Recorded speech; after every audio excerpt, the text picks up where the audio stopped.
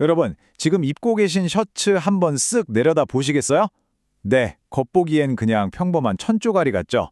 하지만 사실 여러분은 지금 엄청나게 복잡한 공학과 화학의 결정체를 입고 계신 겁니다. 오늘은 우리가 매일 입으면서도 진짜 1도 몰랐던 직물의 세계, 그 미시적인 과학의 원리를 아주 쉽고 재밌게 풀어드리는 해설을 준비했습니다. 자, 본격적으로 한번 파헤쳐 볼까요? 오늘 살펴볼 내용들입니다. 첫 번째, 옷의 가장 기본 단위인 섬유부터 시작해서요.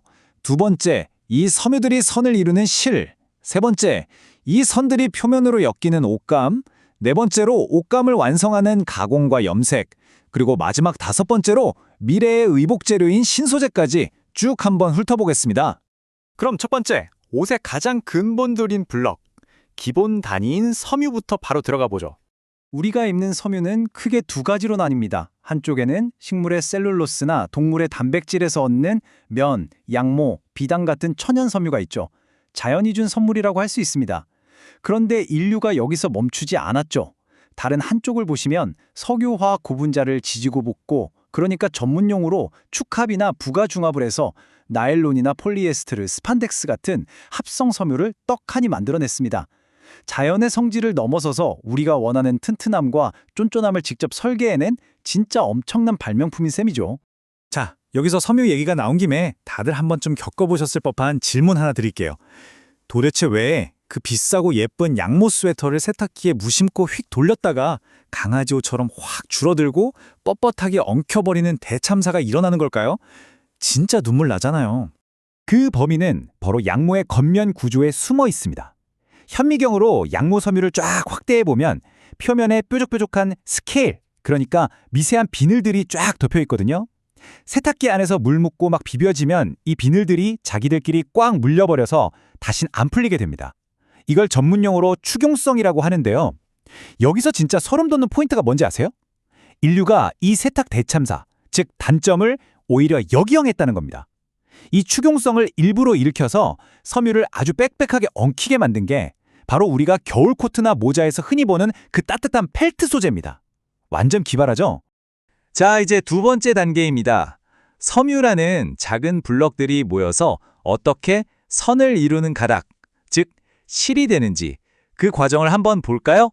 그 짧은 솜털 같은 섬유들을 길고 튼튼하게 이어주는 마법의 비밀, 그건 바로 꼬임입니다.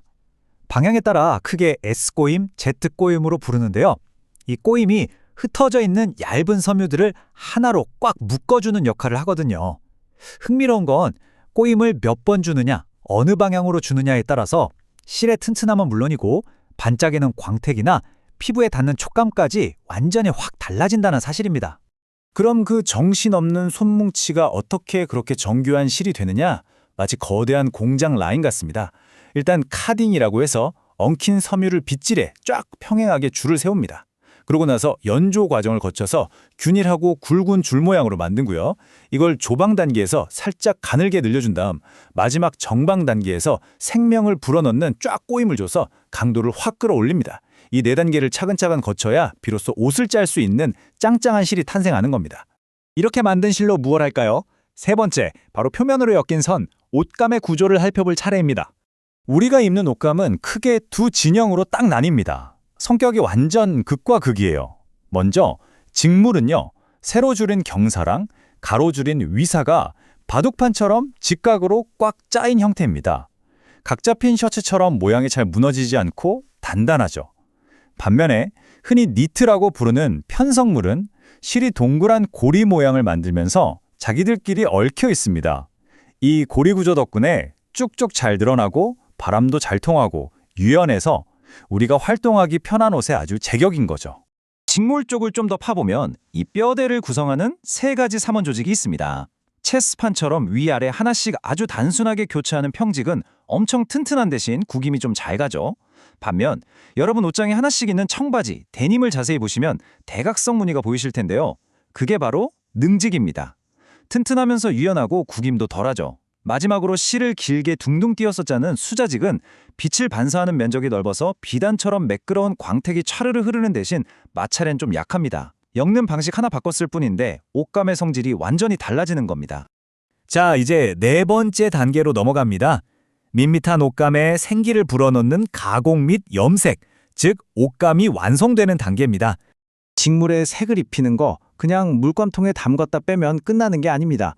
섬유를 안 상하게 하면서 색상 분자를 영구적으로 딱 달라붙게 만드는 아주 깐깐한 화학적 레시피가 필요해요. 먼저 불순물부터 싹 씻어내는 정련과 표백을 거치고요. 그 다음 염료에 푹 담그는 본 공정을 진행합니다. 색이 물들고 나면 끝이냐? 아니죠. 색학할 때 물 빠지지 말라고 뜨거운 비눗물로 빡빡 씻어내는 소핑 처리를 거쳐야 비로소 완벽한 염색이 마무리되는 겁니다. 수많은 가공법 중에서도 진짜 천재적이다 싶은 화학적 처리가 하나 있어요. 영국의 존 머서가 알아낸 머서화 가공이라는 건데요. 평범하고 탁한 면직물을 고농도의 수산화 나트륨, 그러니까 아주 강한 알칼리 용액에 푹 담그면 완전 마법 같은 일이 벌어집니다. 찌그러져 있던 면 섬유가 통통하게 부풀어 오르면서 실크처럼 고급스러운 윤기가 쫙 돌고요. 염료도 훨씬 선명하게 먹어 들어갑니다. 그야말로 평범한 면에 놀라운 환골탈태죠.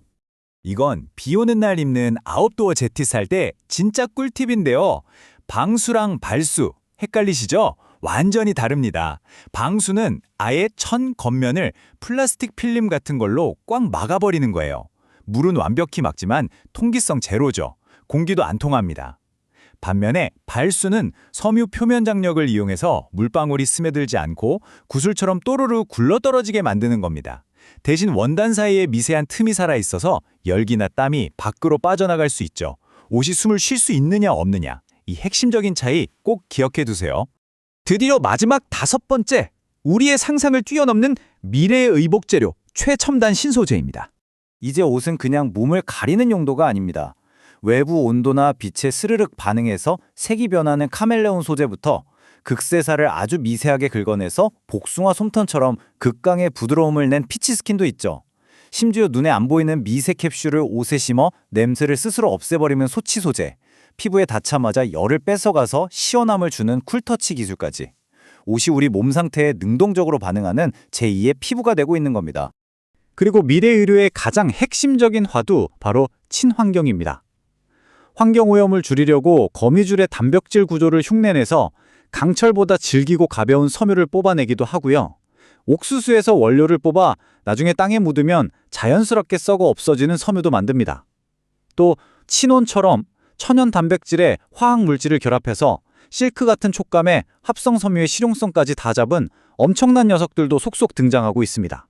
자, 오늘 우리는 눈에 보이지도 않는 미세한 고분자 물질들이 어떻게 실이 되고 옷감이 되어서 우리가 매일 입는 포근한 스웨터나 첨단 재킷으로 탄생하는지 그 경이로운 과학의 세계를 훑어봤습니다. 이 해설을 마무리하면서 여러분께 아주 재미있는 질문 하나 던져볼게요. 만약에 지금 여러분이 입고 있는 그 평범한 옷에 이 분자공학을 딱 일용해서 단 하나의 보이지 않는 미래형 초능력을 넣을 수 있다면 과연 어떤 걸 고르시겠습니까? 내 체온에 맞춰서 스스로 온도를 맞추는 옷? 아니면 절대 더러워지지 않는 옷?